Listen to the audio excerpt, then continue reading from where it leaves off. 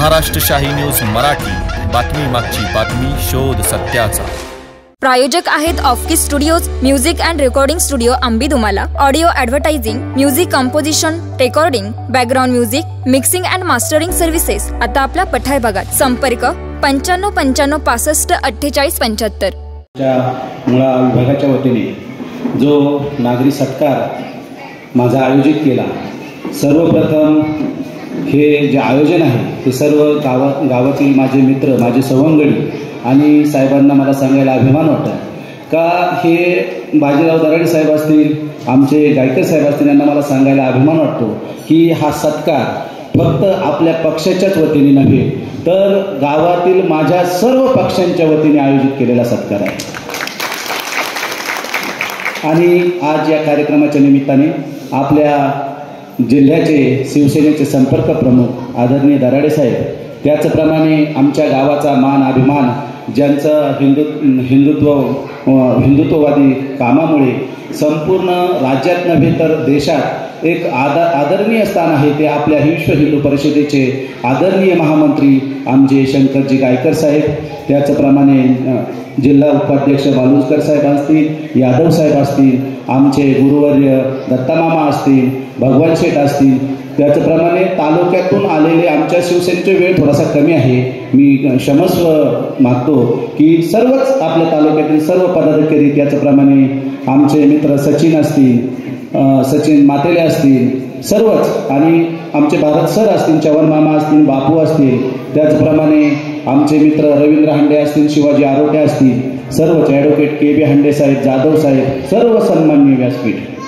खऱ्या अर्थाने आज जो माझा सत्कार समारंभ झालेला आहे, मला सांगायला एक गोष्ट जाणीवपूर्वक सांगतो की बाजीराव शेठने मला फोन केला, सुभाष ह्या पदासाठी आम्हाला माणसाची गरज आहे आणि ह्या पदासाठी तू काम कर।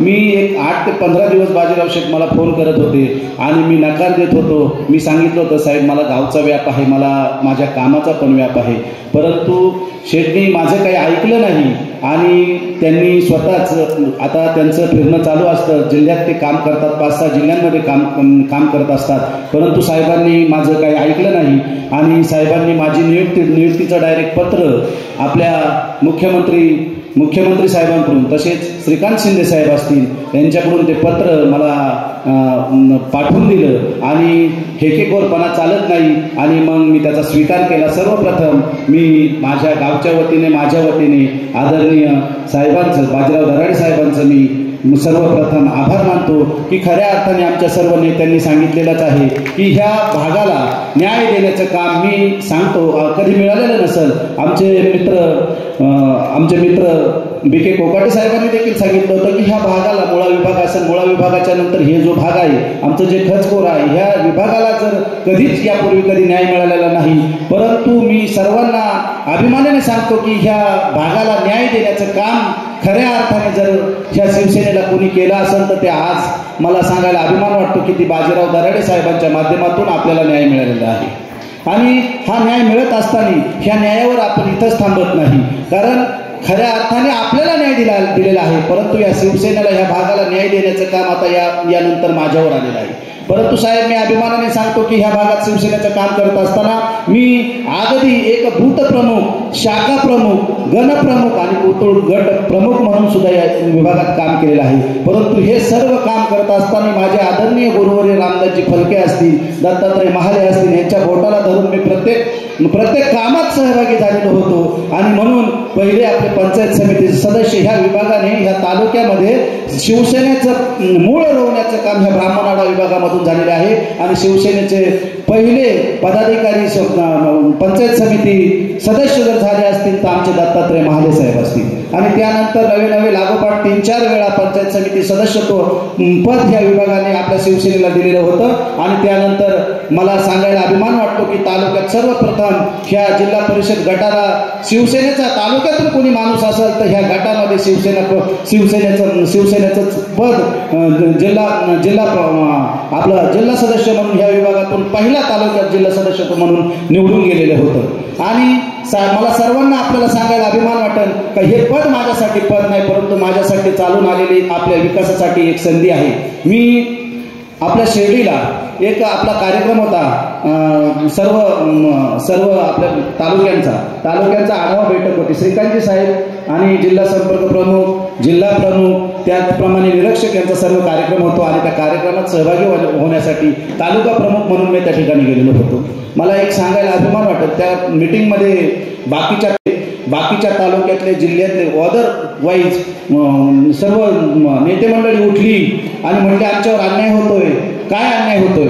शिवसेनेचीच बैठक, आमच्यावर अन्याय होतोय. काय अन्याय होतोय?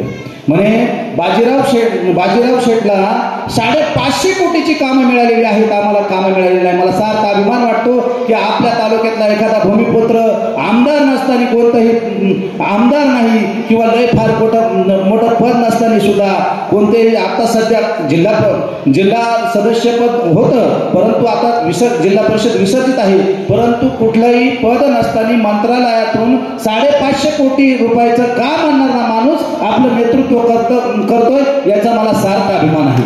आणि मी बाजीराव शेठला सांगतो, शेठ मला पद दिले खरं, पण मी फार सोपा नाही. याचं कारण असं आहे साहेब, तुमच्या 550 कोटीतला फंड जास्तीत जास्त आणण्यासाठी ह्या मुळा विभागात मी प्रयत्न करणार आहे.